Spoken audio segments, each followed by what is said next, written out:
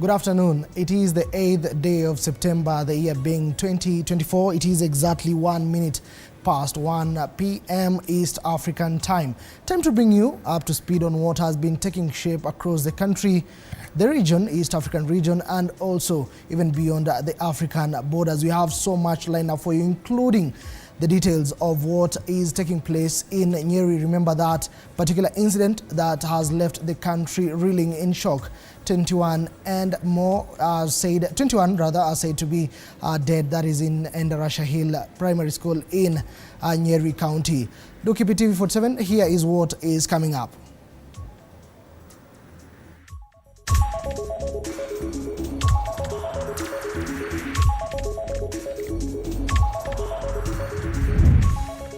Hillside Academy search enters day 3 with 70 learners still missing after Thursday night inferno claims 21 lives. Kenya Wildlife Services launches hyena hunt in Juja after deadly mauling. Make sure that feces zimeweza kusukumwa na kurudi kwa buga zao. And Elgeyo Marakwet County hit hard by transformer vandalism as 10 transformers seriously damaged. So tukipoteza kama sasa Elgeyo Marakwet tumepoteza takriban transformer 10. Hiyo ni milioni 13.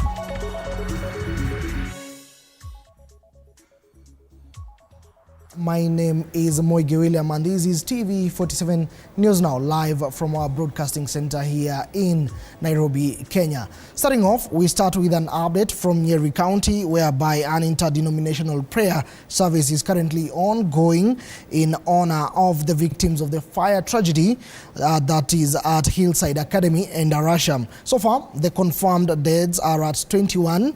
The service is ongoing with the school within the school premises. And we are now joined by Enoch Sikolia, who joins us via phone to bring us up to speed on what is currently happening there. Enoch, if you can hear me, what is the latest from Nyeri County? Well, first of all, let me tell you what we have seen and what is happening. We have seen members of the community come in here. We have seen members of the clergy, which is the church, as well, you well put it, the interdenominational service ongoing right now. And we have seen leaders come in, basically just to mourn with the families that lost their loved ones. And as you well put it, the confirmed death now being at 21, with bodies, or 19 bodies having already been moved from the school. They were moved yesterday. In the evening, they were moved to Narumoru Hospital Mortuary, where now a lot of analysis is expected to begin as tomorrow to identify the bodies. Because here we have seen families that have come in who are devastated and also in a confused state because they don't know if their children are among the dead or those or if they're among those missing. Remember, there are quite a number of people who are yet to be unaccounted for.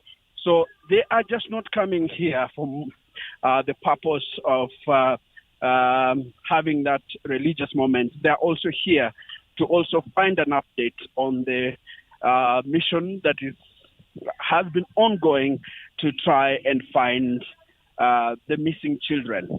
So it's a wait and see situation here in Nyeri County.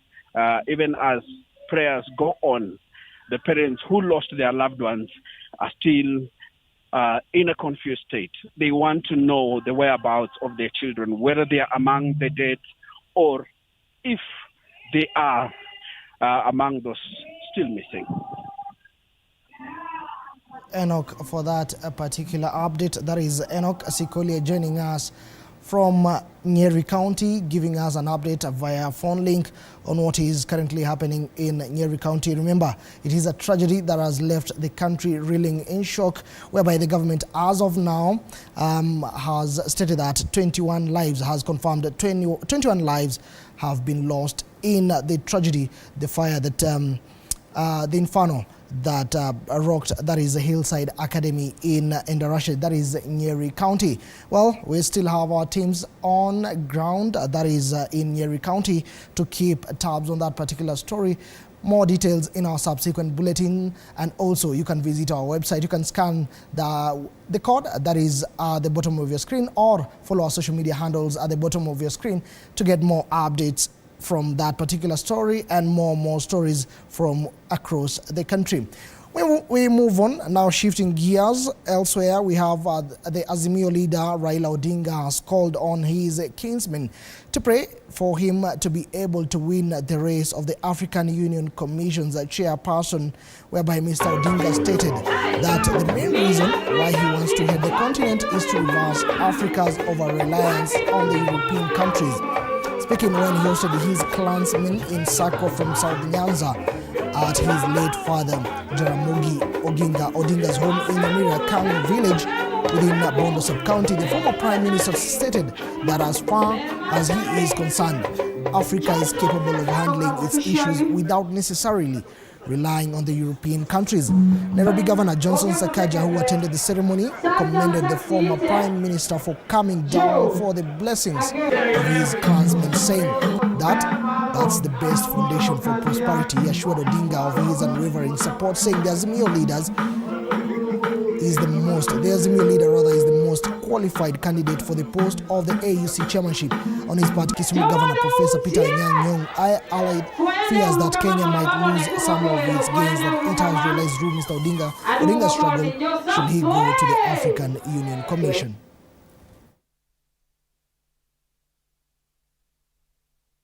Africa. But I've got good reasons why I want to go to Africa. And I'm not going to put them down primarily in a brochure. It should be made available to you people.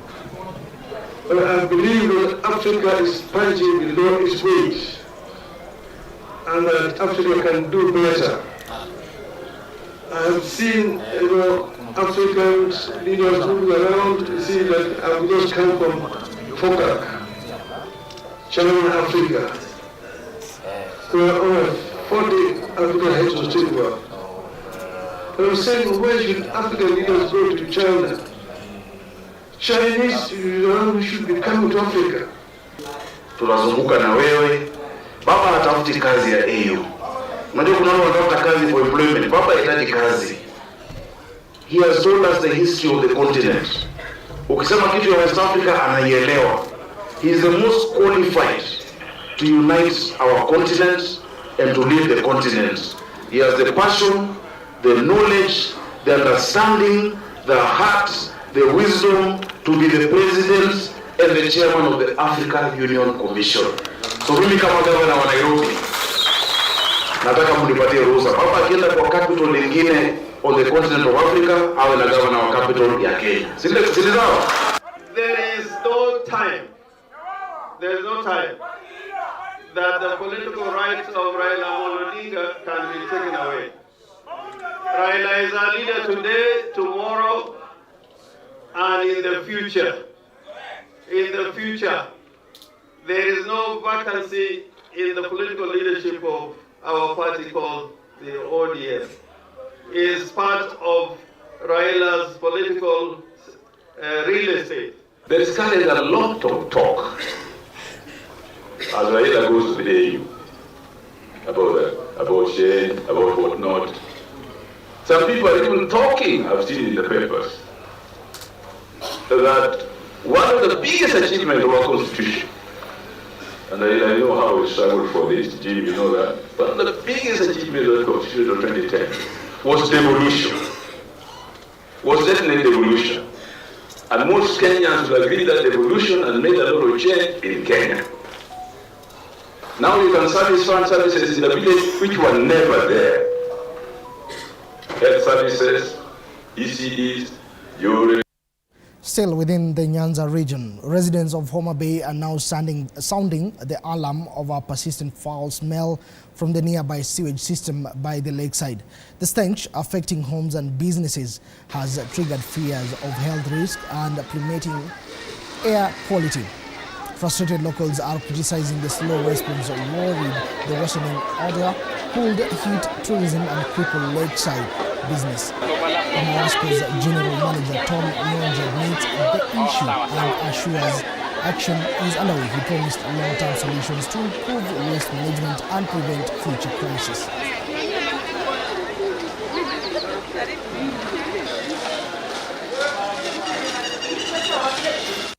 Na saa hizi watu wanachukua tu na 2,000 kwa ile ndoo moja ya 10 kg. Sasa hizi omena bei yako iko juu sana.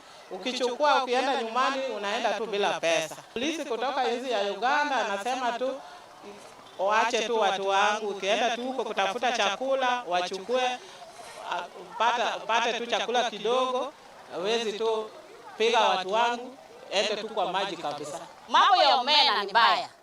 Omena bei yake ni ngumu kabisa. Ndoo shilingi 2,000. 2,000 hata ukinunua shilingi 600. Hauwezi toka. Ni kidogo kabisa. Watu wa Uganda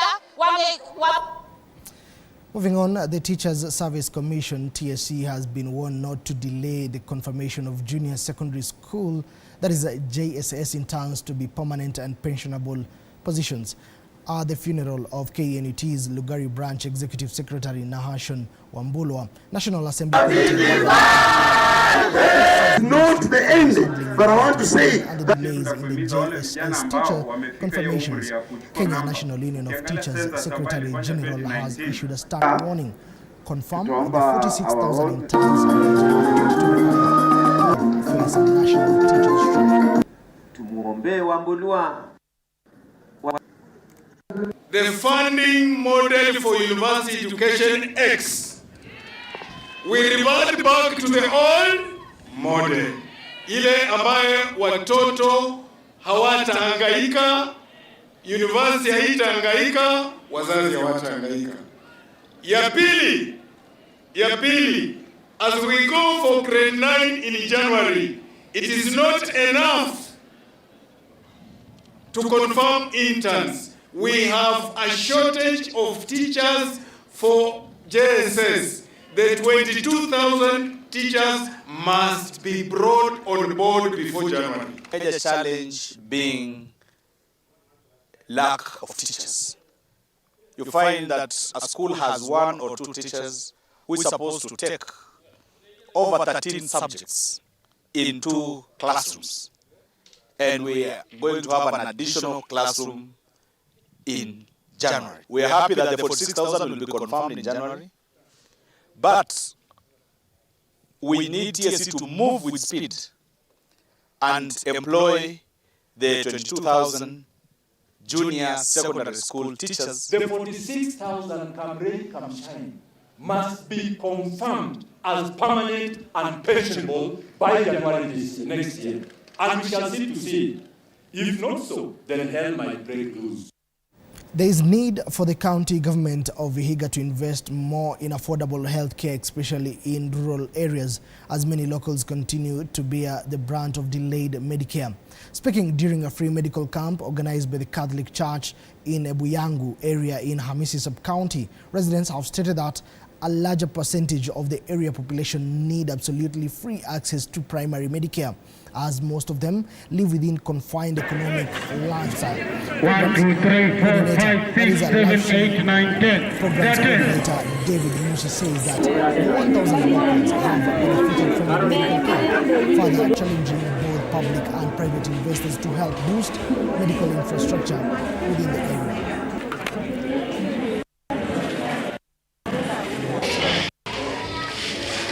Lakini kupimwa, kwa hali ya kupimwa, nimepata zingine si kwa nimejua niko nayo. Binasaidia wale wenye wako chini, wenye hawawezi kupata huduma kwa pesa nyingi, wanaweza pata kwa hii. So tangu mwaka jana sijaenda kliniki yoyote. Ukosefu wa kifedha, saa nyingine unaweza enda mahali unaambiwa enda nunua dawa. Unaandikiwa dawa ya hali ya juu. Sasa ni mpaka nanunua kidogo. Sasa ile mimi najihisi niko sawa. Now to an update of a story that has also been hitting the highlights during the week. Now, following a string of deadly hyena attacks in Juja, the Kenya Wildlife Service has ramped up efforts deploying specialized officers and equipment for a relentless 24/7 operation. Officers from the Laikipia, Nakuru and Nairobi are on the ground with Joseph Dadacha, Senior Assistant Director for Central Rift Conservation, leading the operation. At a weekend briefing in Yakaba, Juja, Dadacha revealed that advanced gear night vision tools, traps and lures will be used to capture the rogue hyenas and restore safety. Kwamba operation hii itakuwa ya 24 hours usiku na mchana. Kutakuwa na vifaa kadha wa kadha ambavyo tunatumia. Tuna vifaa vinavyotumika kuona usiku, night vision. Pia hiyo inawasaidia askari kuweza kuona usiku hasa wakati ambapo kuna giza. Na kuna vitu tunaita callbacks ambazo ni milio ya wanyama ambayo inachezwa ili kuweza kuvutia wale wanyama mahali walipo, kwa sababu utakubaliana na mimi kwamba masaa usiku kuweza kutafuta mnyama umuone na uweze kumshughulikia ni kazi ngumu. So hiyo inasaidia katika ku-attract wale wanyama katika maeneo fulani fulani. And we have agreed that from Monday there will be an operation in this area to look at the issue of dam sites which are not under control. The other issue is that after they come from that 5-star hotel called the dam site, we have created some other 7-star hotels, which are the lodgings and the bedrooms for these hyenas, in the form of abandoned quarries. You know, this is a quarrying area, and clearly people have flouted with impunity and abandoned the NEMA requirements and regulations in terms of what you do with the quarry after you are done with it. Well, Prime Cabinet Secretary and Cabinet Secretary for Foreign and Diaspora Affairs Musalia Mudavadi accompanied President William Ruto in Beijing, China for the Forum on China-Africa Cooperation 2024. Mudavadi held a series of high-level meetings and bilaterals with various Chinese investors who are keen on advancing Kenya's infrastructure and technological landscape.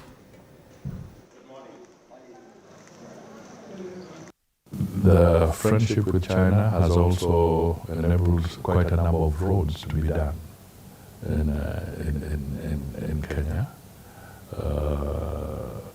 And we are looking at, hopefully if all goes well today, there could be a signing of formally of about 2 billion RMB to help in completing about 15 roads in different parts of the country that can then be completed, and that will definitely have a serious multiplier effect on the economy of the country. So we can see that there's a very strong partnership. We have partnerships in the areas of ICT going on. There are Chinese companies, big ones, that are now looking at Kenya as a serious investment destination. Away from that, a section of residents at Mariakani and Moige Estate in South B, Nairobi County, have opposed government's affordable housing project within their locality. Speaking in a public participation exercise held at Mariakani Primary School, the residents believe that the housing project is full of cartels whose main intentions is to grab public land in the name of state. Nonetheless, the residents have urged the Kenya Kwanza government to come out clear and give residents alternatives before demolitions. Na kama kuna wakati itakuja kusemekana inafanywa, si sahi hatuna hata pesa ya kukula, hatuna chochote. Na kama kuna wakati itakuja kufanyiwa, itaanza tena afresh, na kuanza na kufundishwa, kuanza na kusikizana na kuongeleshana mpaka tukuje tukubaliane. Kama vile koti ilisema kusiwe na jambo lolote linafanywa bila kusikizana na kukubaliana. Yale yote yalipitishwa na koti, walikataa, wakakanyangia chini, wakatu threat, na hata saa hii tunaongea hivi. Wengi wetu ni wagonjwa, hata very young ladies unapata wako na pressure. Na hiyo yote ni sababu ya kutishiwa.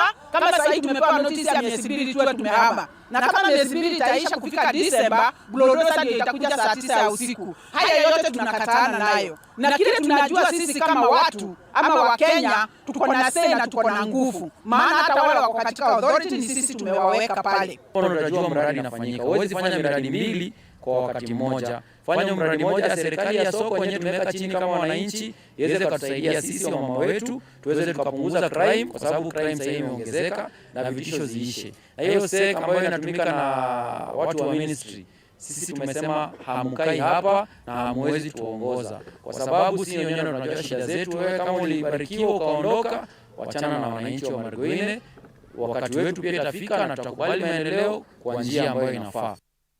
Various companies, organizations and institutions have been urged to embrace technology in response to the interest of their employees. Speaking in a college, or rather at a college event, a graduation event at the College of Human Resource Management, Margaret Juja said that many of the issues involving workers are to tackling them, including workers' performance. The decision you make determines how the organizations are going to perform because of the individuals that you have actually put in the workspace. So I want you, not only are you seeing yourself as a practitioner in HR, but that person who makes the organizations become what they are. Please clap for yourselves. And as you all stand out from here, again, you're your own marketers. Every person is a marketer.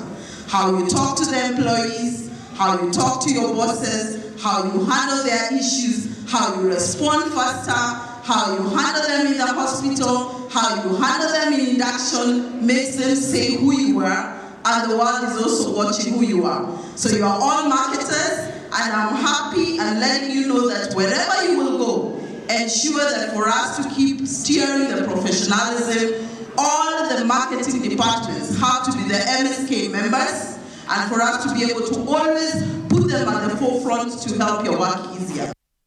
Elsewhere, residents of Elgeyo Marakwet County and Kenya Power facing significant losses due to a rise in vandalism of transformers and cables. So far, according to Anthony Kibor, acting county business manager, reported that thieves have destroyed over 10 transformers, leaving many residents in darkness and crippling local businesses. He urged residents to report any information that could help catch culprits, noting that each transformer is valued at 1.5 million Kenya shillings.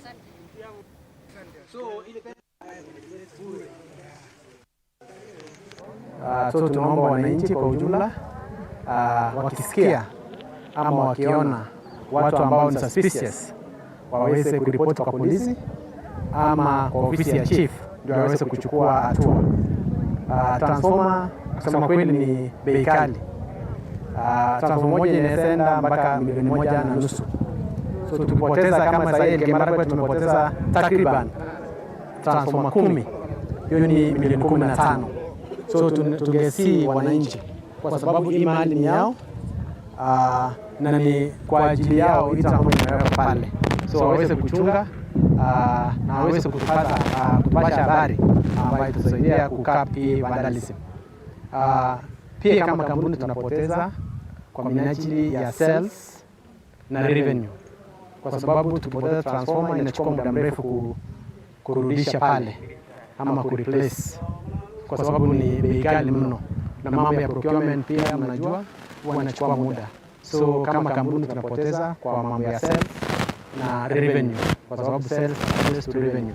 So we lose a lot as a company, and we pray that the community assist us in terms of capping this vandalism. Wananchi wamekuwa na dhana kama kwamba transformers ni mali ya Kenya Power, lakini nataka niwaambie hapana. Transformer sio mali ya Kenya Power. Transformer ni mali ya wananchi. Transformer inawapatia moto, na transformer ikiwa vandalized, hawa ndio wanakuwa na hasara kubwa. Ningependa kuambia wananchi kwamba wakuwe macho yetu, macho ya serikali. Tumemwambia chiefs na assistant chiefs waweze kuactivate. Deputy Chairperson of the Communist Party of Kenya and human rights activist Buka Amole has sharply condemned the police after allegedly being barred from traveling to China without explanation. Amole, through his lawyers, has accused the government of using oppressive tactics to intimidate government critics. I was arrested inside the plane, and I was told that the government agency that is looking for me is the DCI headquarters. But once I was arrested by the immigration officers, I was handed over to the DCI officer in Jomo Kenyatta International Airport that booked me in at the police station in Jomo Kenyatta International Airport for over 5 hours, ensuring that by the time I was being sent to Central Police Station, my flight to Beijing had already taken off, which was meant to be at 10 minutes after 6 o'clock. We think it is a misuse of police power. It is meant to intimidate Buka. It is meant to intimidate citizens of this country. Buka was on official business. There is no reason why they could not have summoned him if they think he was inciting the people to violence. There is no reason